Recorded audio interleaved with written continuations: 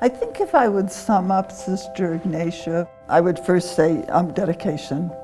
She was dedicated from her heart to help these people come to know their higher power and to change their lives and be active in society and help other people come to wholeness. She also had an incredible tenderness for the people in our society who were perhaps the most stigmatized of stigmatized.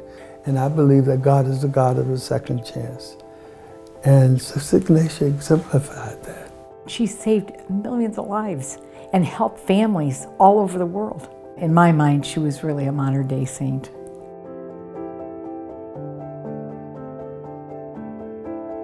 Her whole family immigrated to the United States, but she saw the destruction of people's lives because of alcoholism. So she always had a tender heart for the alcoholic. When Sister Ignatia came to St. Thomas's, that was wonderful for me as a little girl. When my mother would go to volunteer at the hospital, one day she told Sister Ignatia, I can't come because I have no one to take care of Mary. And Sister Ignatia said, why can't Mary come here? So Mary went to Sister Ignatia's office when she was probably about 8 years old. So we used to have many nice conversations as I was growing up. She's very dear to my heart. People with alcoholism and then eventually drug addiction were so stigmatized. They were below the bottom rung in our society. And she had such a tenderness and such a commitment to their care. And then coming to St. Thomas Hospital, meeting Dr. Bob, and he comes and says, Sister, I need a room. I need to be able to admit these alcoholics. And she couldn't find any, and she went to chapel to pray, and God, help me, what can I do for this gentleman? I don't want him back on the streets. And as she was in chapel praying, she noticed their flower room right next to the chapel was big enough for a bed. So she was in charge of admitting people, so she could do this.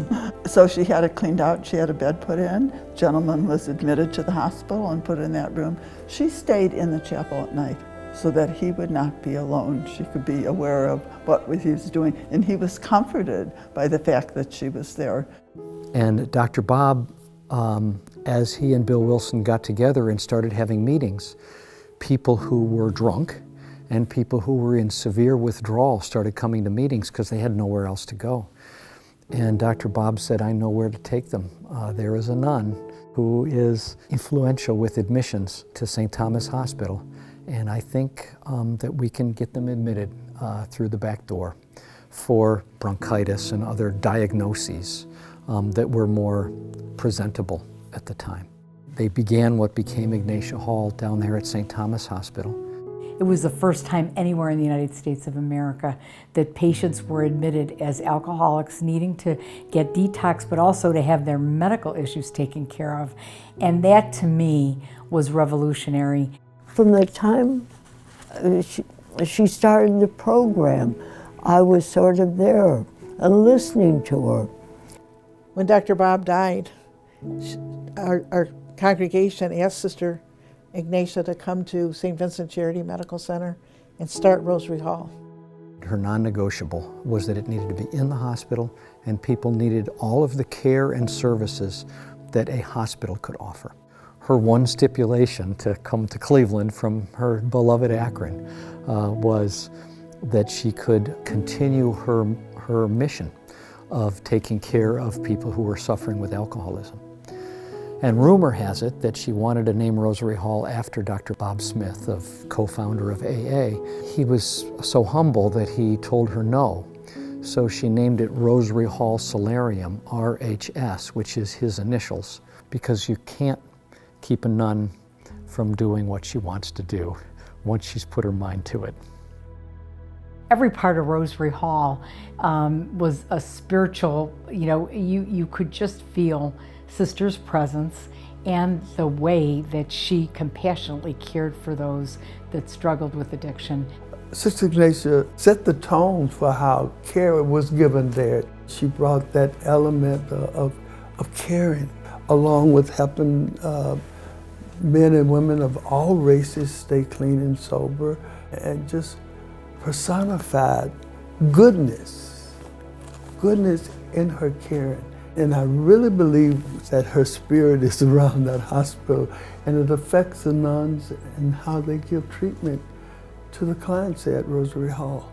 And as you read the stories about her, one of my favorite is that when individuals left Rosary Hall, when they were through their detox, she would give them a Sacred Heart badge. And she would give the badge and say to them, if you fall off while you're out of here, I want you to come back and bring this badge back to me. It was a Sacred Heart badge. And I think people originally thought that that was kind of a punishment. She wanted to take it away from them, but it wasn't. She wanted them to come back so she could help them. So I think she is an outstanding candidate for this honor.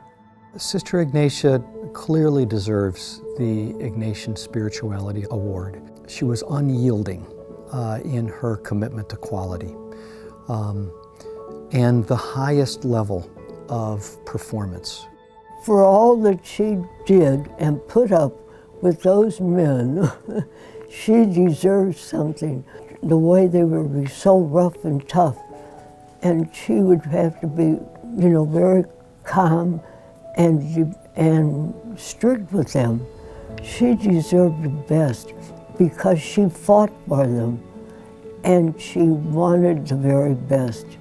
So I think she should have any kind of a award that the Lord will give her. When you walk the halls today of St. Vincent Charity Rosary Hall, you feel that.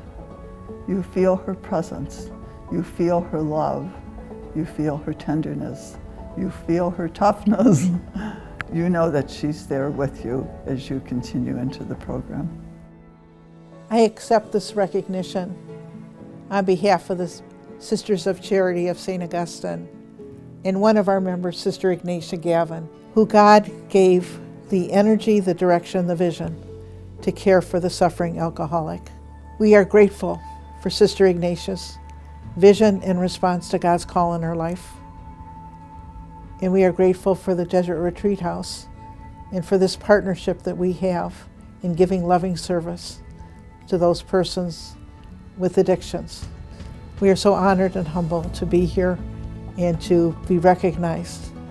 We thank God for this vision, this call that has been given to one of our sisters, Sister Ignatia Gavin, but to many of our sisters, to many of the people that join with us in ministry every single day, that we thank God for. And we thank God for the opportunity that we have to give loving service to the alcoholic and to those that are addicted. Thank you from the bottom of our hearts. Thank you for really acknowledging one of our sisters and Sister Ignatia. And thank you for doing what you do on behalf of the suffering alcoholic. Thank you.